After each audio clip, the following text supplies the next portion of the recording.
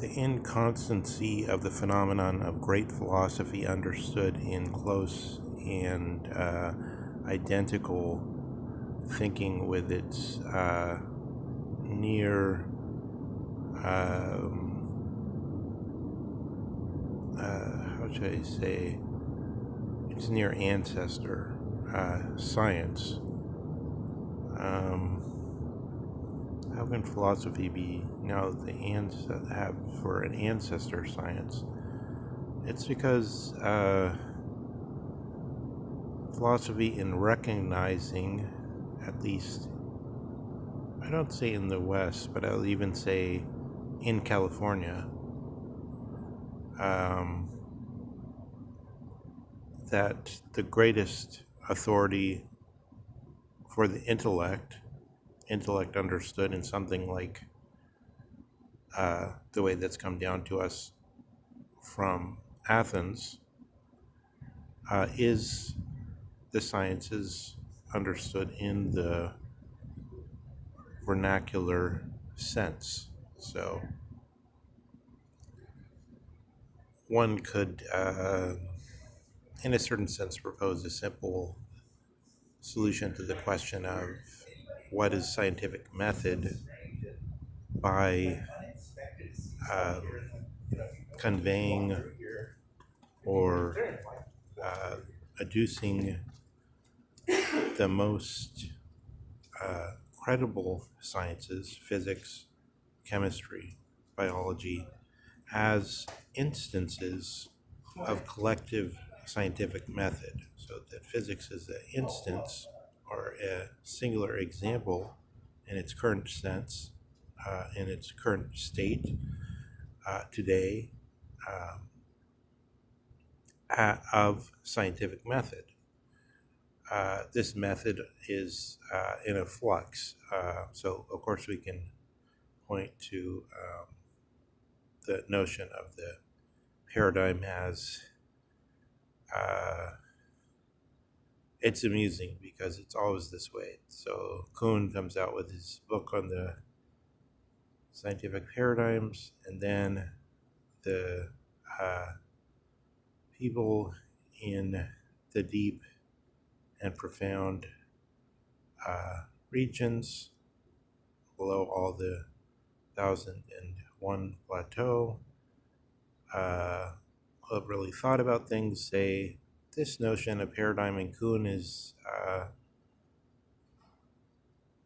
very faulty in many ways, but also it's very conservative, so to speak. It's not at all radical.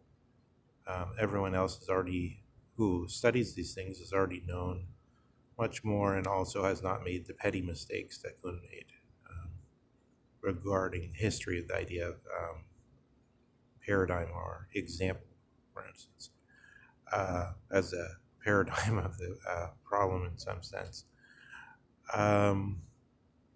So that we have before us the sense that this philosophy now must respond to a certain problem which has become the center of gravity for the intellect. So for the intellect, the center of gravity is clearly the power of scientific method as expressed in various actually existing sciences. So therefore, in this sense, science is the ancestor and philosophy merely issues from it. Philosophy, so far as it responds to the currently existing sciences, is in some way something young, something very young, and attempting always to be radical thereby. So starting on this basis, I would say, if I may make a statement on something which I have no part of, but which I, as it were, observe, though cloaked in obscurity as to its essential meaning, the fate of the Slavic nations. So I observe, thinking it in a somewhat Heideggerian sense, so far as I can understand Heidegger, or so far as I can take the template Heidegger is given and individuated. As a California Dasein, I believe that the California Dasein, in contradistinction to Eastern Northern Dasein or Southern Texas, including Texas Dasein in America, there's this telluric forces in this sort of Ratzel school sense at work in California, which have drawn people to this geographic location, California. And according to Carl Jung, these were the most unstable stock amongst the Americans, kept going. The stabler people stayed in Kansas and so on. But from this standpoint, there's a certain, I claim, a certain metaphysical or qualitative, if you like, freedom, which is not there in the more entrenched, more layered, more founded, more revering of the past, the Boston Brahmins, the high, the sparkle in the heart of the diamond of the core of the South, as is partly expressed, at least from an outsider's point of view, in the Gone with the Wind film, in the Gone with the Wind novel, and in other things that show that, in a certain sense, a civilization was destroyed with the so-called War of the Southern Confederacy, which was put known as the War of the Rebellion by the aggressive Northerners, whom Simmel, writing about 1880, said totally matter-of-factly, this is a war caused by the envy of the North for the prosperity of the South. And I think Simmel is really the most perspicacious thinker aside from Heidegger. Simmel has created the modern common sense so far as it flows from the current universities. With his definitive take on the fact-value distinction, with his influence, which came de facto into America through Talcott Parsons, which was a conveyor belt which brought Max Weber to power through Talcott Parsons, through Talcott. Max Weber came in because Parsons was a great promulgator and a great believer on Weber, and Weber had been basically taken up Simmel's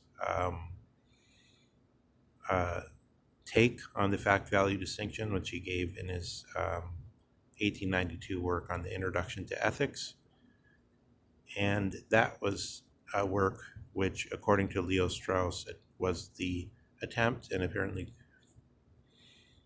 almost successful fairly successful attempt to quote-unquote sanitize Nietzsche for the Academy by Simmel, who was one of the first and most acute readers of Nietzsche and saw the problems that Nietzsche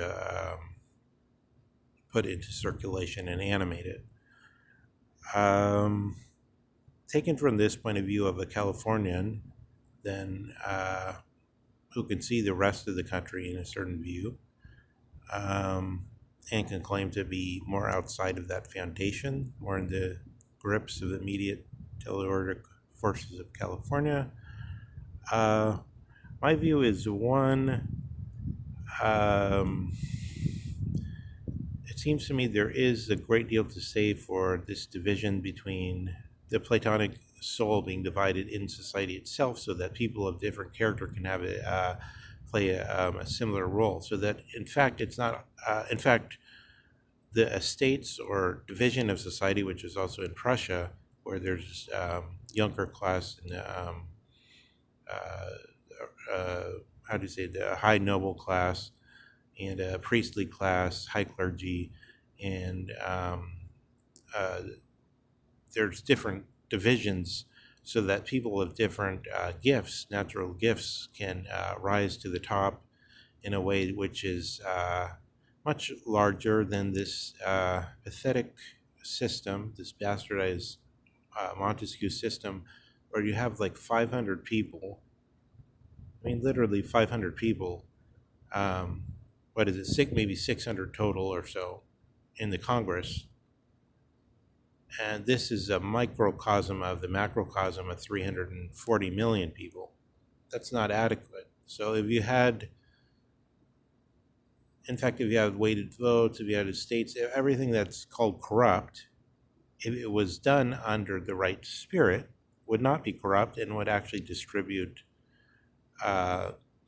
giftedness at the what is due to giftedness, to human giftedness, in realpolitik, in direct, actually existing offices in the life of the country. It would distribute the guidance of the life of the country more widely, and in this way, I think Dugin is pointing to something more like that when he points to